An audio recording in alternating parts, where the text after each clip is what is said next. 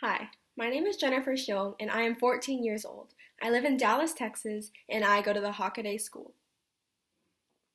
厕所在哪里? I asked my grandma in my broken Chinese, hoping she would understand that I needed to find a restroom.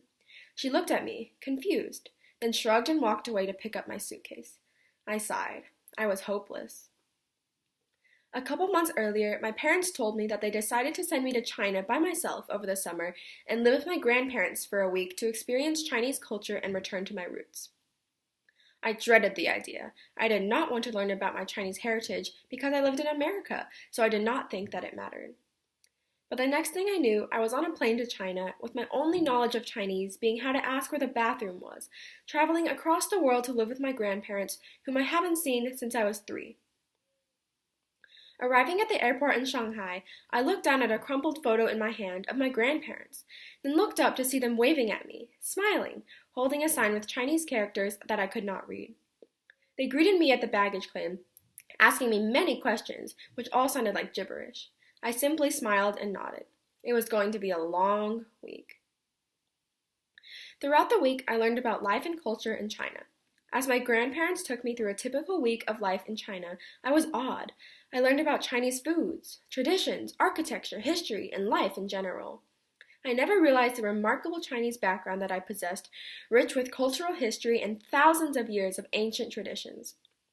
As the week came to an end, I started to appreciate my Chinese identity after learning about the beauty of it. I changed. As the daughter of 2 Chinese immigrants living in America, I knew about my Chinese heritage, but I never sought to learn about it. I never bothered to learn Chinese. I never wanted to celebrate any Chinese holidays. I didn't even want to eat Chinese foods. In an effort to assimilate, I tried to suppress my Chinese cultural identity in America. I would cringe when my parents spoke to me in Chinese in public, urging them to talk in English.